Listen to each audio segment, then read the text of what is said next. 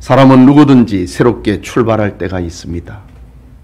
학교에 입학할 때, 새로운 직장에 들어갔을 때에, 새 사업을 시작을 했을 때에, 유학을 가거나 결혼을 할 때에 모두 새로운 출발이라고 합니다. 이 새로운 출발 가운데서 가장 가치 있는 것은 폐허와 절망과 낙담 속에서 다시 일어나는 것입니다. 오늘 성경의 야곱이 처한 형편은 실패와 좌절과 낙심이었습니다. 그는 아버지와 형을 속인 죄로 정든 집을 떠나야 했고, 아니 정든 집에서 쫓겨나야 했고, 머무를 집과 일할 직장과 먹을 음식도 보장되지 않았습니다. 그의 삶은 내일을 기약할 수가 없었습니다. 야곱은 할아버지 아브라함과 아버지 이삭의 기업과 족장권과 영권을 물려받으려고 했던 장자권의 꿈은 산산조각이 나고 말았습니다. 그런 그에게 놀라운 반전의 역사가 일어났습니다. 그것은 자기로부터 오는 것이 아닌 하나님으로부터 오는 반전의 역사입니다. 자기 인생의 끝자락에 하나님이 야곱을 만나 주셨기 때문입니다. 지난 강해의 창세기 28장은 하나님이 야곱을 만나 주신 사건을 기록하고 있습니다. 지금까지 야곱은 하나님을 믿지 않은 것이 아닙니다. 그는 하나님을 믿었으나 하나님을 자기 하나님으로 만난 일이 없는 것입니다. 아버지의 하나님을 믿었던 것입니다. 하나님을 믿는다고 하는 것과 하나님을 만난다고 하는 것은 이처럼 큰 차이가 있습니다. 교인이라면 다 하나님을 만나고 싶어 합니다. 그런데 하나님이 야단치실 것 같아서 만남을 두려워합니다. 스스로 생각을 할 때에 잘못한 일이 너무 많기 때문에 하나님을 만나는 것이 불안한 것입니다.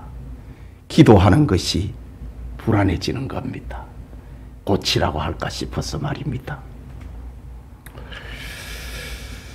하나님을 가까이 하기를 원하면서도 안기지 못하는 이유가 바로 여기에 있습니다. 오늘 성경의 야곱도 그랬습니다. 그런데 야곱을 만나 주신 하나님은 그를 야단치거나 그의 죄를 지적하거나 그를 심판하는 말을 하지 않습니다. 그것은 야곱의 생각이었습니다. 오히려 실수를 두려워하고 실수하고 두려워하고 돌을 베개하며 잠을 자던 야곱을 격려해주고 위로해주시고 내가 너와 함께 하겠다고 임마누엘을 약속하시고 그에게 다시 희망을 심어주십니다.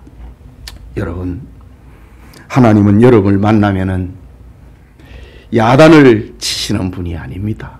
격려하고 위로해 주시고 잃어버리고 깨져버렸던 꿈을 찾아주시는 하나님이심을 믿으시기 바랍니다. 하나님을 만난 야곱은 너무나 감격스러워서 잠에서 깨어나 돌베개를 세워서 기둥을 삼고 거기에 기름을 붓고 경배와 찬양의 예배를 드렸습니다. 하나님을 만나면 거기에는 반드시 예배로 이어져 가기 때문입니다. 말하자면 하나님을 만난 경험이 없는 자는 진정한 예배로 나아갈 수 없다는 것을 말해주기도 합니다. 오늘 성경에 하나님을 만나면 새 사람이 되고 하나님을 만나면 새로운 시작을 할 수 있고 하나님을 만나면 상처는 순식간에 치유가 되고 하나님을 만나면 새로운 삶, 새 희망을 가지게 된다는 사실을 알려주기에 충분한 말씀입니다. 이 시간 새로운 시작이라는 제목으로 코로나 전염병으로 쉬었던 창세기 강해 76번째 시간이네요. 창세기 강해 하고자 합니다. 말씀을 듣는 모든 성도님들에게 하나님의 은혜가 임하기를 축복합니다. 이제 하란에 도착한 야곱을 봅니다. 본문 1절에서 3절입니다.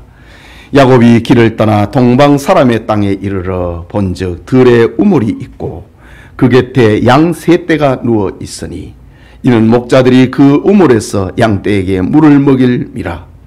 큰 돌로 우물 아기를 덮었다가 모든 떼가 모이면은 그들이 우물 아기에서 돌을 옮기고 그 양떼에게 물을 먹이고는 우물 아기를 그 자리에서 다시 그 돌을 덮더라고 합니다.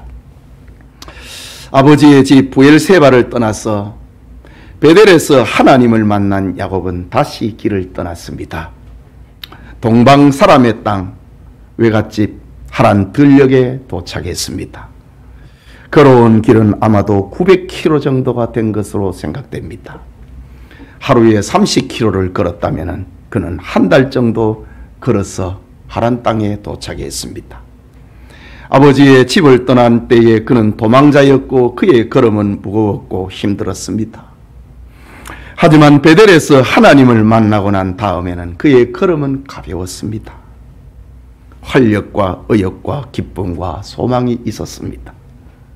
본문의 길을 떠나 라는 말이 야곱의 걸음이 가벼웠다는 사실을 보여주고 있습니다. 길을 떠나, 이 말은 나사라는 말인데 발이 아주 높이 올라갔다는 말입니다. 힘이 없으면 발에 힘이 없잖아요. 가야 되나 말아야 되나 발에 힘이 없습니다. 그런데 야곱이 길을 떠나 발걸음이 힘차게 위로 올라갔다는 말입니다. 아버지의 집에서 더 살 수 없었던 야곱의 환경은 변한 것이 없습니다. 그런데 하나님을 만난 야곱은 자기가 지금 변했습니다. 그의 걸음은 가벼웠고 힘찼고 소망이 있었습니다. 하나님을 만난 자의 걸음은 야곱의 걸음과 같다는 것을 보여주고 있습니다. 우리 성도님들에게도 하나님을 만난 체험을 가지고 여러분의 걸음이 가볍고 여러분의 걸음이 활기차고 여러분의 걸음에 소망이 넘치기를 기원합니다. 야곱을 만나 주셨던 하나님께서 자신의 약속대로 동행하고 인도해 주셨습니다. 평안하게 외갓집 하란의 들녘에 도착한 것입니다. 덜 가지도 않고 옆으로 가지도 않고 더 멀리 가지도 않고 하란 땅의 들녘에 야곱이 도착했습니다. 야곱은 한 들녘에서 양떼들이 물을 마시는 한 우물을 발견합니다. 그곳에는 세 무리의 양떼들과 목자들이 모여 있었고 더 많은 목자들이 모이면 우물을 열고 물을 마시기 위해서 기다리고 있는 중이었습니다. 근동 고대 지방에서는 우물의 기중성 때문에 사람뿐만 아니라 양떼에게 물을 먹일 때에 얼마나 아꼈는지 모릅니다. 우물은 보통 큰 돌로 아기를 덮어두는데 학자들에 의하면 덮은 돌은 장정 서너 명이 들어야 그 돌을 옮길 수 있는 덮개라고 합니다. 입구 우물을 이렇게 덮어두고 있는 이유는 물의 도난을 막기 위함입니다. 태양열로 인한 물의 증발을 막기 위함입니다. 먼지와 모래 등으로 인하여서 우물이 오염되는 것을 막기 위하여서 장정 서너 명이 들 수 있는 큰 돌을 가지고 우물에 덮개를 덮어두는 그런 구조였습니다. 그래서 여러 목자와 양떼들이 모이면 우물 덮개를 열고 물을 먹이는 것입니다. 하나님의 인도를 받은 야곱이 하란의 한 들녘에 우물이 있는 곳에 도착합니다. 계속해서 4절과 6절을 봅니다. 야곱이 그들에게 이르되 내 형제여 어디서 왔느냐? 그들이 이르되 하란에서 왔노라. 야곱이 그들에게 이르되 너희가 나홀의 손자 라반을 아느냐? 그들이 이르되 아노라. 야곱이 그들에게 이르되 그가 평안하냐? 이르되 평안하니라.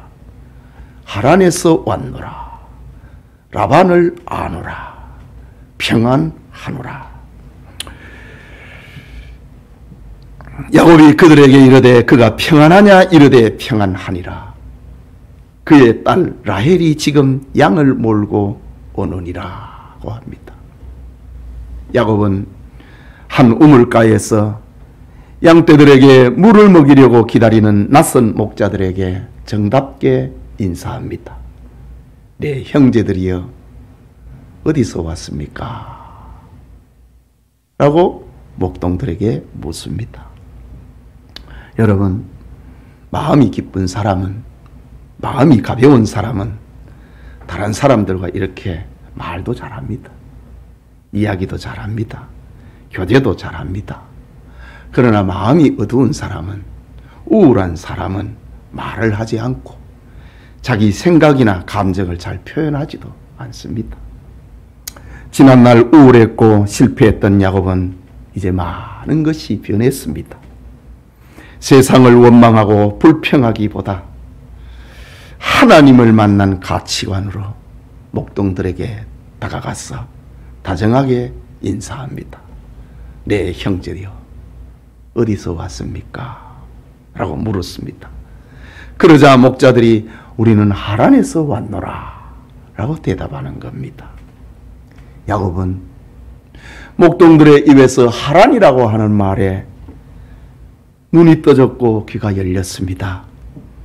하란은 바로 자기가 찾고 있던 외갓집, 자기가 가고자 했던 바로 그 동네였기 때문입니다. 야곱은 내친김에 다시 묻습니다. 나홀의 손자 라반을 혹시 아십니까? 라고 물었습니다. 그러자 목동들은 우리가 알고 있다고 대답을 합니다. 야곱은 그들의 말을 듣자마자 놀랐습니다. 하나님께서 야곱의 걸음을 여기까지 관계하셨고 여기까지 인도해 주셨기 때문입니다. 저 베델에서 하나님이 자기를 만나 주셨을 때에 내가 너와 함께 하겠고 내가 너 외삼촌 집으로 인도하겠고 그리고 네 아버지 집으로 평안히 다시 돌아오게 할 것이라고 하는 그 말씀이 지금 그대로 이루어지고 있는 장면 앞에 야곱은 놀라지 않을 수가 없었던 것입니다. 이처럼 하나님을 만난 사람, 하나님이 함께하는 사람에게는 길이 열리고 미래가 열리고 축복의 문이 열린다는 사실을 보여줍니다. 우리 성도님들에게도 야곱을 인도하시고 야곱과 함께 하시는 은혜가 임하기를 원합니다. 어제 부도가 났고 어제 병원에서 중병을 진단받았고 계획한 일이 산산조각이 났다 할지라도 하나님의 만나주심으로 다시 일어나는 그런 축복이 야곱이 받았던 그 은혜가 우리 교우들에게도 함께 하기를 축복합니다. 라반을 알고 있다고 하는 목동들에게 야곱은 라반의 안부와 그의 평안을 묻습니다. 만약에 외삼촌 라반이 죽었다든가 망했으면은 여기까지 자기가 걸어온 걸음이 다 숲으로 돌아가는 것이 아닙니까? 외삼촌 라반이 잘 살아야 자기가 지금 그 집에 도망을 가고 있는데 외삼촌 라반이 잘 살아야 될 거 아닙니까? 몸도 건강해야 되지 않겠습니까? 라반이 평안하십니까?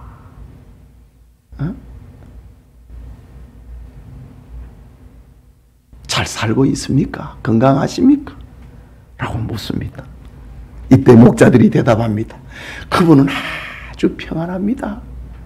라고 이야기를 합니다. 그런데 목자들은 야곱에게 더 기쁜 소식 하나를 들려줍니다. 지금 저 멀리서 양떼를 몰고 오는 사람이 있는데 저 멀리서 양떼를 몰고 있는 그 사람이 그 라반의 둘째 딸입니다. 라헬입니다. 라고 들려주는 것입니다. 이처럼 하나님의 인도는 신비의 연속이었습니다.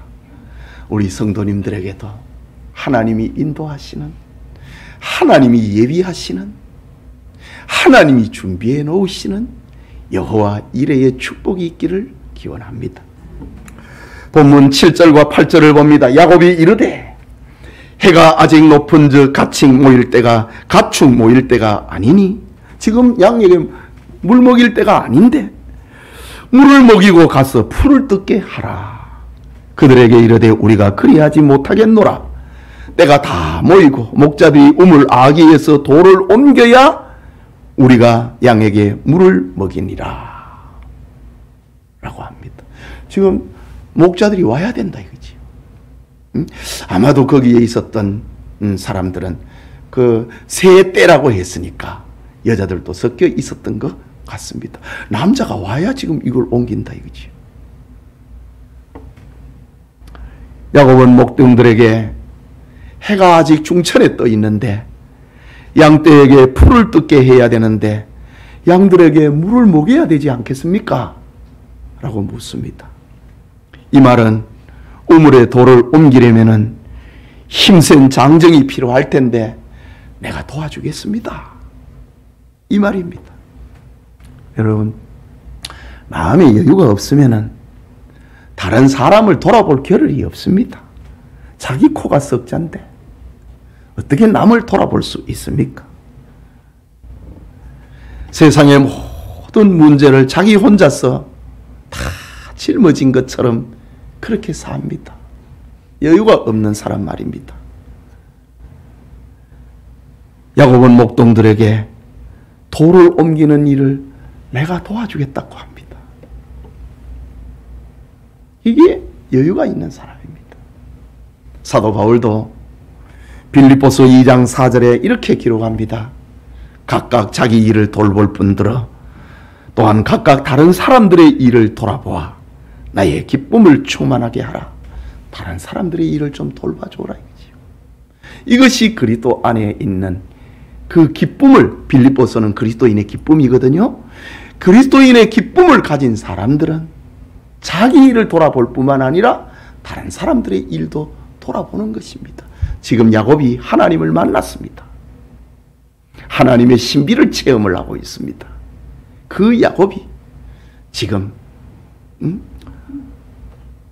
남자 목동들이 와가지고 이 돌을 옮겨놔야 양떼들에게 물을 먹일 수 있는데 이렇게 표현을 하니 야곱이 내가 도와주겠습니다 라고 이야기를 합니다. 우리 성도님들 역시 자기뿐만 아니라 다른 사람들의 일을 돌아보는 아름다운 마음과 여유, 그리스도인의 삶이 있기를 기원합니다. 타인의 요구가 무엇인지를 알게 되기를 바랍니다. 아내의 고독을 보는 남편이 되고 남편의 아픔을 보는 아내가 되고 자식의 문제가를 보는 부모가 되고 부모의 아픔을 보는 눈을 가지는 자식들이 될 수 있기를 바랍니다. 야곱은 양치는 목동의 필요를 알고 우물에 돌을 옮기는 일에 자기가 돕겠다고 합니다. 이때 목동들이 대답을 합니다. 우리가 그리하지 못하겠노라. 때가 다 모이고 목자들이 우물 아기에서 돌을 옮겨야 우리가 양에게 물을 먹이느니라. 우리는 지금 못한다 이거지. 좀 물 먹이는 목동들이 더 와야 되고 그리고 목자들이 와야 남자들이 와야 이 돌을 옮길 수 있다. 우리 지금 못한다고 그렇게 이야기를 합니다. 우물로 오기로 한 사람들이 있는데 그들이 다 모이면은 그때에 물을 먹이겠다고 사양하고 있는 목동들의 모습입니다. 자, 우리 본문은 계속이 됩니다. 야곱과 라헬의 만남을 기록을 하고 있습니다. 본문 9절에서 12절입니다. 우리 같이 읽을까요? 9절에서 12절에 야곱이 그들과 말하는 동안에 라헬이 그의 아버지의 양과 함께 오니 그가 그의 양들을 치고 있었기 때문이더라. 야곱이 그의 외삼촌 라반의 딸과 라헬과 그의 외삼촌의 양을 보고 나아가 우물 아기에서 돌을 옮기고 외삼촌 라반의 양떼에게 물을 먹이고 그가 라헬에게 입맞추고 소리내어 울며 그에게 자기가 그의 아버지의 생질이 리브가의 아들됨을 말하였더니 라헬이 달려가서 그의 아버지에게 알림해 라고 합니다. 라헬이 양떼를 몰고 우물가에 도착을 하자 야곱은 흥분을 합니다. 장정 서너 명이 와야 이 우물에 돌을 옮길 수 있는데 그 큰 돌을 야곱 혼자서 옮겨버립니다. 그리고 라헬이 몰고 온 양떼들에게 먼저 물을 먹입니다.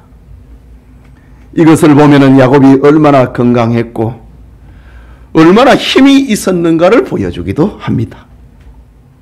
야곱의 이런 행동은 외롭고 긴 여행 끝에 정말 만나고자 했던 친척을 만났고 거기에다가 라헬이 너무 예뻤기 때문에 어디에서 힘이 났는지 엄청난 괴력을 발휘를 하면서 장정 서너 명이 옮기는 돌을 옮겨버립니다. 그리고 난 다음에 야곱은 라헬에게 입을 맞춥니다. 지금 이게 무슨 일입니까? 라헬이 얼마나 놀랐겠습니까? 아직까지 야곱은 자기 소개를 하지 않은 상태입니다. 이방에 어떤 남자가 큰 힘을 가지고 있는 남자가 갑자기 다가와서 입을 맞추는 겁니다. 입 맞추는 것은 근동 이방의 인사법이지만은 이방 남자가 입을 맞추니 라헬은 놀라지 않을 수가 없었습니다. 야곱은 인사 후에는 소리를 내서 울기를 시작을 합니다. 소리를 내서 우는 것만이 자기 마음을 표현할 수 있었나 봅니다. 야곱은 지금 순서가 바뀌었습니다. 먼저 자기를 소개를 하고 울고 그 다음에 이렇게 우물에 돌을 옮겨야 되는데 다 거꾸로 되어버렸습니다. 야곱이 얼마나 흥분했다고 하는 것을 보여주고 있습니다. 순서가 바뀌었습니다. 이제야 야곱은 자기 이야기를 합니다. 자기는 라헬의 아버지 라반의 생질이고 라반의 동상 리브가의 아들이다. 니하고 내하고는 외사촌이다. 고종사촌이다. 이렇게 자기를 소개하고 있는 겁니다. 이 이야기를 들었던 라헬은 급하게 지금 성 안으로 달려갑니다. 아버지에게 아버지의 생질이 왔습니다. 야곱이 왔다는 소식을 지난날에 아버지의 동생이 야곱의 참 그 아브라함의 며느리로 시집을 갔는데 아버지의 동생이 왔습니다. 달려가서 아버지에게 야곱의 이야기를 합니다. 13절과 14절입니다. 같이 읽읍시다. 라반이 그의 생질 야곱의 소식을 듣고 달려와서 그를 영접하여 안고 입맞추며 자기 집으로 인도하여 드리니 야곱이 자기의 모든 일을 라반에게 말하며 라반이 이르되 너는 참으로 내 혈육이로다 하였더라. 야곱이 한 달을 그와 함께 거주하더니 라고 합니다. 라헬의 말을 들은 아버지 라반이 달려와서 야곱을 얼싸안고 입을 맞춥니다. 너는 참으로 내 혈육이구나. 반갑게 맞이합니다. 그리고 야곱은 외삼촌의 집에서 한 달 동안 머물게 됩니다. 여러분, 친척이 오면은 반갑고 머무르면 더 반갑고 떠나면은 더 반갑다는 말이 있습니다. 무슨 말인지 모릅니까? 친척이 오면 반갑고 머무르면 더 반갑고 떠나면 더 반갑다는 말이 있습니다. 이게 이제 손자들에게도 손주들에게도 잘 통합니다. 할아버지, 김집사님, 손자들 오면 반갑지요. 하룻밤 자고 간다면 더 반갑지요. 그런데 며칠 동안 집을 막 수라장을 만들어 놓습니다. 그래 간다고 하면 더 반갑습니다. 이제야 이해가 되시나 봅니다. 예. 아무리 반가운 친척과 형제라도 3일이 지나면 귀찮을 수밖에 없습니다. 모든 것이 불편하고 힘들어지기 때문입니다. 그런데 야곱은 한 달을 외삼촌 집에 머무릅니다. 옛날이니까 아니 그때나 지금이나 사람은 똑같아요. 다 죄인이에요. 한 달을 머물렀습니다. 이제 문제가 생기고 갈등도 생길 법합니다. 그러는 사이에 야곱은 외삼촌이 붙들고 싶은 사람이 되어버렸습니다.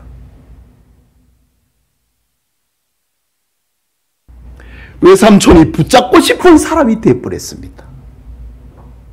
사실 라반에게는 아들이 없었거든요. 대릴 사위처럼 붙잡고 싶은 사람이 되어버렸습니다.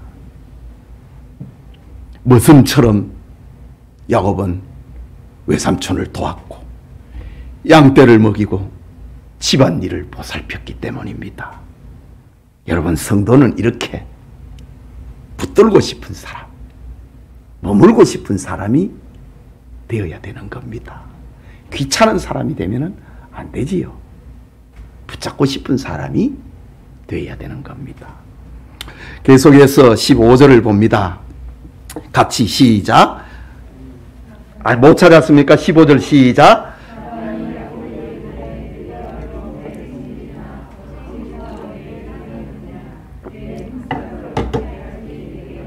한 달이 지났을 쯤입니다. 라반이 입을 열었습니다. 아무리 야곱이 자기의 생질이고 머물게 하고 싶고 붙들게 싶은 야곱이지만은 머슴처럼 그냥 일만 시킬 수는 없다고 하는 라반입니다. 이것은 야곱이 얼마나 열심히 일을 했는가를 보여줍니다. 귀찮으면 가라고 안 하겠습니까? 저쪽에 집이 한 채 있다고 안 하겠습니까? 붙들고 싶어가지고 야곱이 얼마나 성실했는지, 야곱이 얼마나 변했는지를 보여줍니다. 지난날의 야곱은요, 집만을 뱅뱅 돌았던 사람입니다. 에서는 바깥 출입을 하는 사람이고 야곱은 집안을 맴돌던 사람입니다. 소극적인 사람이었습니다. 그런데 이제 야곱이 변했습니다. 하나님을 만나니까 인격이 변하고 삶이 변했습니다. 열심히 일을 했습니다. 외삼촌이 붙들고 싶은 사람이 되었습니다. 여러분, 참 보기 흉한 사람은 놀고 먹는 사람 아닙니까? 형제나 친척이나 교인이라고 하는 이유로 놀고 먹는 사람은 참 보기 흉합니다. 그래서 바울은 데살로니가 교인들에게 누구든지 일하기 싫어하거든 먹지도 말게 해라. 교인이라고 하는 이유 때문에 그냥 노는 사람들이 있었다. 부유한 성도들의 집에 의탁을 하는 사람들이 있었단 말입니다. 그래서 바울은 데살로니가 교인들에게 편지하면서 누구든지 일하기 싫어하거든 먹지도 말게 해라고 권면했습니다. 그런데 오늘 본문의 야곱은 외갓집에서 지금 환영을 받고 있습니다. 야곱은 라반이 부리는 종들보다 더 열심히 일을 했기 때문입니다. 그것도 무보수로 말입니다. 그러자 외삼촌이 네 품삯을 어떻게 하면 좋을지 내게 말을 해라. 나는 너를 찾고 싶다. 나는 너를 여기에 머물게 하고 싶다. 내가 너에게 얼마를 주면은 너 여기서 내 집에서 일을 하겠느냐? 라고 라반이 제안을 합니다. 좀 가졌으면 좋겠는데 이게 아니라 내가 얼마를 주면은 너 내 집에 머물겠느냐? 라고 말을 합니다. 네 품삯을 어떻게 할지를 내게 말하라.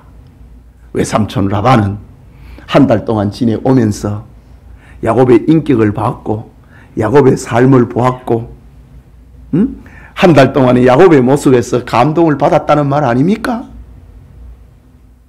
이전에 보지 못했던 야곱의 모습입니다. 야곱은 열심히 일을 하다 보니 인정을 받았고 이제 직장도 생기게 되고 돈도 벌게 되는 겁니다.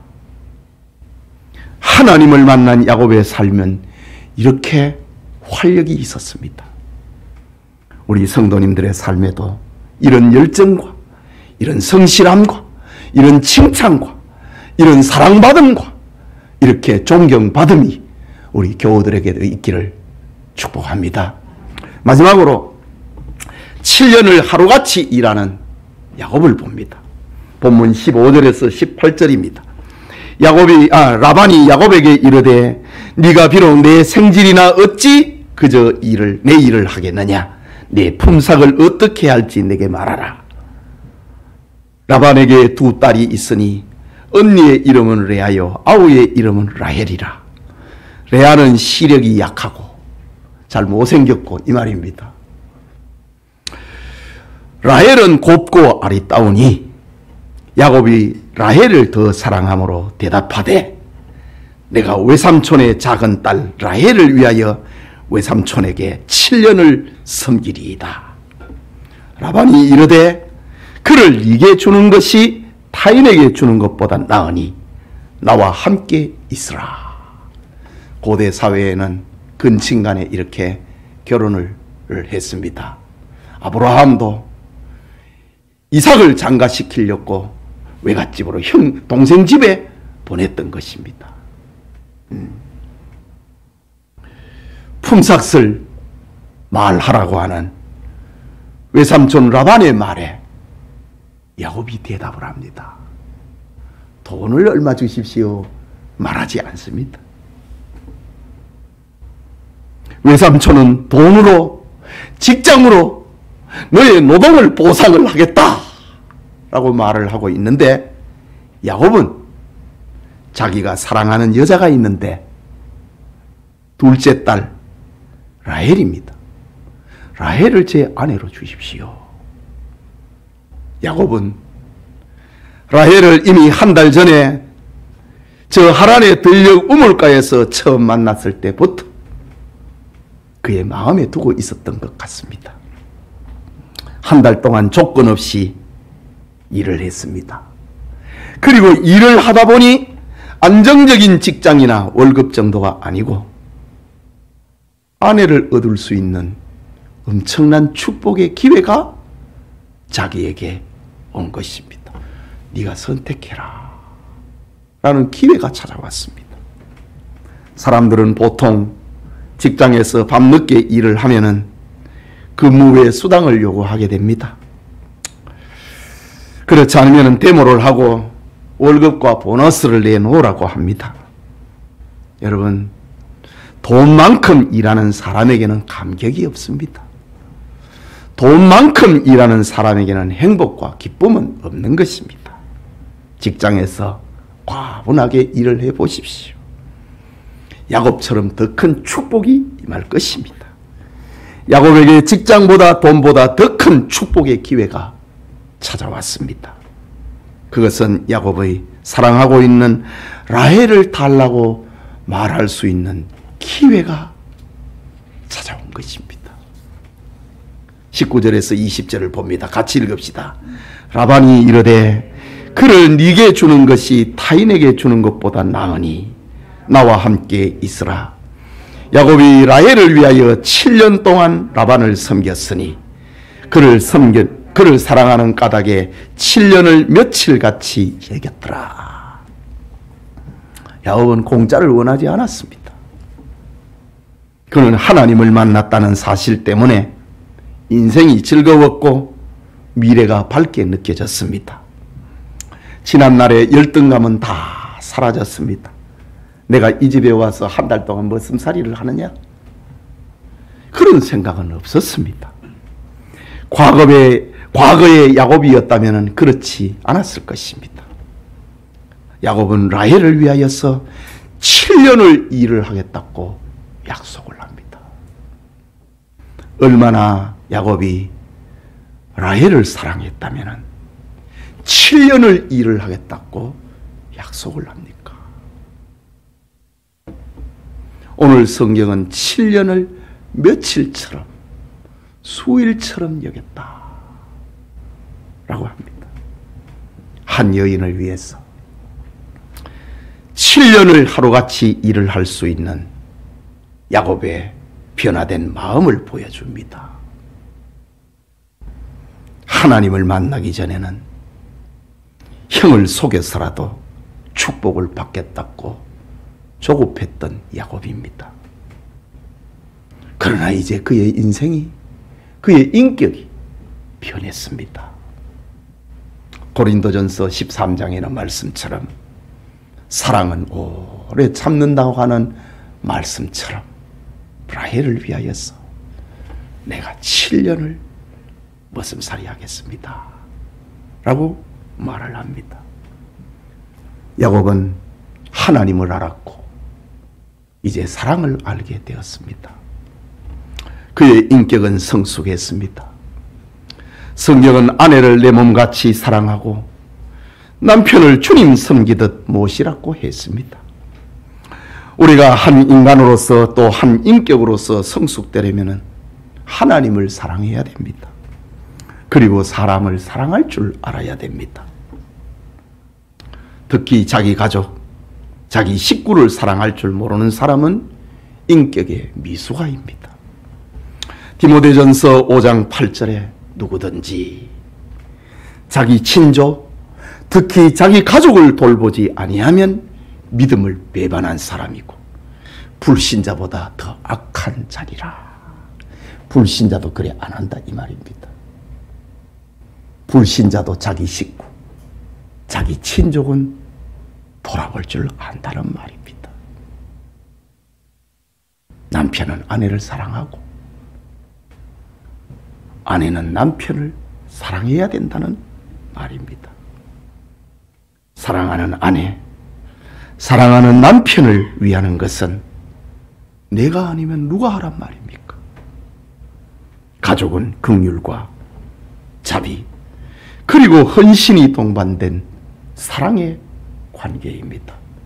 그래서 잠언 성경에는 친구는 좋을 때를 위하여 있고 형제는 어려울 때를 위하여 있느니라. 정말 사랑해야 된다. 그 대상이 바로 형제다, 식구다 라고 말을 하고 있습니다.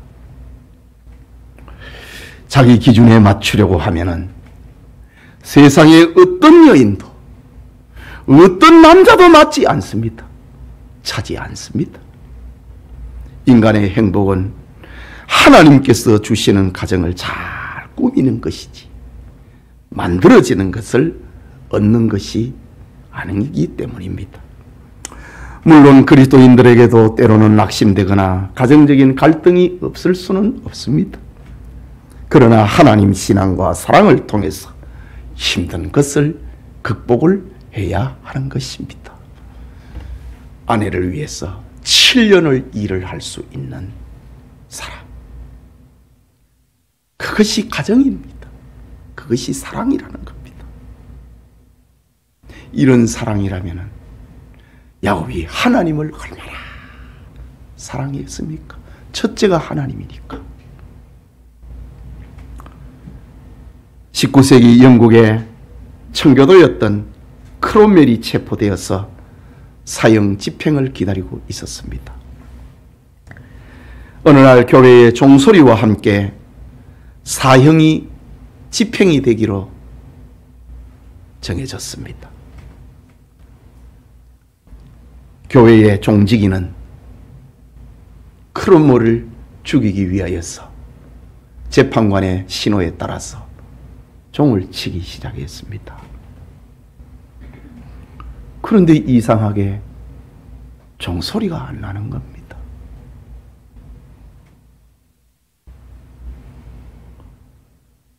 청교도 크롬웰을 죽이려고 하는데 종소리와 더불어 그를 죽이려고 하는데 종소리가 안 납니다. 종탑 위에 올라가 보니 한 여자가 종 안에 매달려서 피를 흘리며 죽어 있었던 것입니다. 그 여자는 크롬웰의 연인이었고 사랑하는 사람의 사형을 막기 위해서 자신의 죽음도 불사한 것입니다.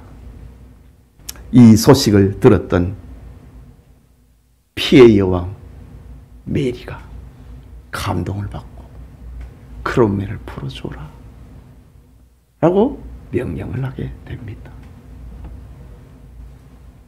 사랑하면은 기다림도 쉽고 고통을 당하는 것도 가볍게 여겨집니다. 사랑하면은 돈이 없는 것도 괜찮습니다. 그것은 인생의 본질이 아니기 때문입니다.